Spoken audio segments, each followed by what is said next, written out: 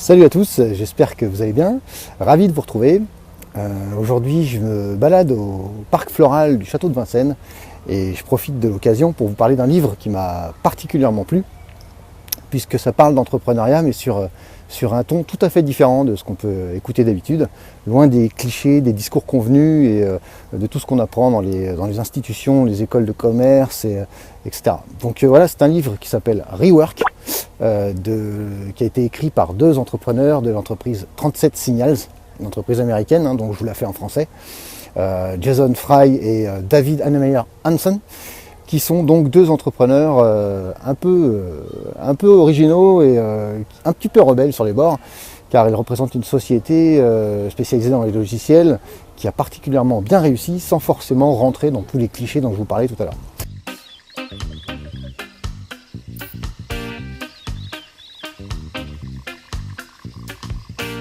On se pose tous la question à un moment donné ou à un autre de savoir si on est compétent ou si on est apte à devenir entrepreneur ou tout simplement se mettre à son compte. Et ce livre en fait s'adresse à tous les gens qui se posent la question, qui s'interrogent sur ses capacités. J'ai relevé 5 points vraiment significatifs dans ce livre qui m'ont marqué, mais il y en a bien d'autres, seulement je ne vais pas vous faire tout le livre. Le premier point qui m'a bien plu, c'est qu'il faut commencer par ignorer la réalité.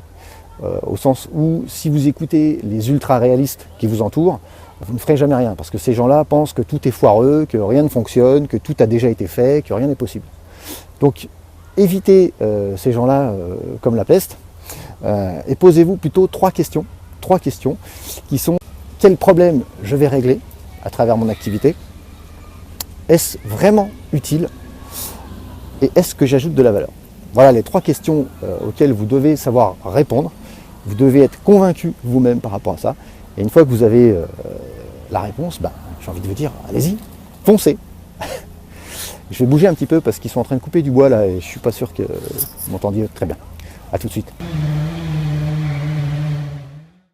Deuxième point significatif, arrêtez de planifier à long terme. Vous n'êtes pas une multinationale avec 1 millier de salariés, donc inutile d'écrire sur le papier ce qui peut se passer d'ici 1 an, 2 ans, 3 ans. C'est une pression supplémentaire, c'est une perte de temps. Contentez-vous de vous focaliser sur les priorités immédiates et sur ce qui peut être rentable à court terme. Troisième point, et pas des moindres, parce que c'est sans doute là que j'ai commis ma plus grande erreur, le troisième point consiste à passer à l'action tout de suite, sans attendre. Les idées, il y en a partout, tout le temps, donc c'est sûr que si vous passez tout votre temps à chercher des idées et à attendre de savoir si elles sont applicables, s'il n'y a pas trop de concurrence, si le marché est jouable, etc., vous allez sans doute perdre l'inspiration du moment. Donc si vous êtes inspiré le vendredi, n'attendez pas le lundi pour passer à l'action. Lancez-vous tout de suite. De toute façon, dites-vous bien que les concurrents sont déjà sur le pont en ce qui concerne les idées que vous n'avez pas aujourd'hui. Donc vous trouverez toujours quelqu'un sur votre route, des concurrents ou des obstacles de toute manière. Par contre, ce qui vaut de l'or, c'est votre inspiration. Si vous sentez bien la chose, si vous êtes inspiré, alors foncez. À charge ensuite de jouer la différence par rapport à votre image, par rapport à votre culture, par rapport à votre personnage. Donc passez à l'action sans plus attendre. Quatrième point, inutile de s'alourdir. S'alourdir en s'endettant, en sollicitant des investisseurs, en sollicitant la banque. Inutile de constituer des stocks de malades si vous vendez des produits alors que vous n'êtes pas sûr de les vendre. De même que si vous êtes déjà dans l'action, c'est pas la peine de multiplier les réunions qui sont toxiques. Donc vous allez déranger vos partenaires, vos collègues, vous allez en plus travailler sur des PowerPoint qui servent à rien. Donc évitez les réunions toxiques. Enfin, évitez aussi d'acheter des logiciels ou de mettre en place des process qui vont vous freiner dans votre évolution, qui vont constituer des obstacles qui seront en plus loin de la rentabilité dans un premier temps et qui vont déranger tout le monde. Il va falloir former les gens sur les logiciels, il va falloir mettre des règles en place, etc. Donc évitez les processus complexes, les logiciels, etc. Et enfin, cinquième et dernier point qui m'a marqué, c'est le faire vite et bien pour se porter mieux. Il est important, effectivement, au quotidien ou hebdomadairement parlant, de célébrer des petites victoires, et pour ça, ça nécessite de segmenter son projet. Il vaut mieux avoir une dizaine de petits projets avec des petits clients satisfaits plutôt qu'un énorme projet dont l'issue est incertaine et dont la satisfaction du client est incertaine. Vous risquez de vous démotiver au fil du temps, vous risquez de perdre également des gens en cours de route, et donc ça risque de provoquer une frustration énorme.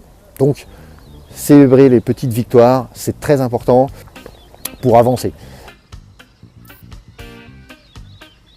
Voilà, donc j'espère que ça vous a plu. Pour terminer en bonus, je voudrais souligner trois chapitres qui m'ont bien plu aussi, notamment sur les bourreaux du travail. Donc on connaît tous des acharnés du travail qui sont les premiers à vous signaler que vous avez pris votre journée quand vous partez à 18 h en rangeant vos affaires et en rangeant vos tiroirs.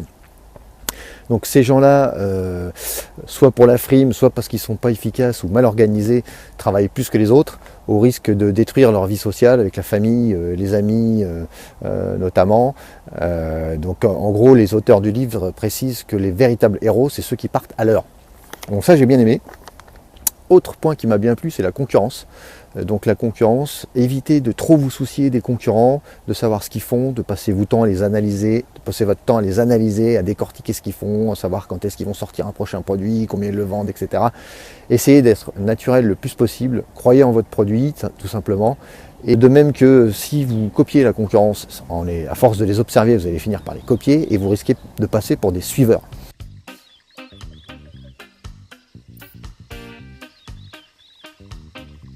Enfin, la publicité, ça rejoint un petit peu le fait d'éviter de s'alourdir, éviter d'investir des sommes colossales en publicité et en marketing, alors que vous avez plein d'autres moyens de vous faire connaître, comme la formation, le fait de partager ses recettes, de communiquer sur ses erreurs. Aujourd'hui, on a besoin d'authenticité, de réalité, donc partagez vos erreurs avec les gens. Faites visiter les coulisses aussi de votre entreprise, les coulisses de la création de votre site web, de votre blog, de votre start-up, de votre entreprise. Voilà, donc en conclusion, je veux dire que ce livre, c'est une piqûre énergisante. Ça rassure aussi parce que il est plein de bon sens. Moi, les trois mots-clés que je retiens de ce livre, c'est efficacité, ténacité et simplicité.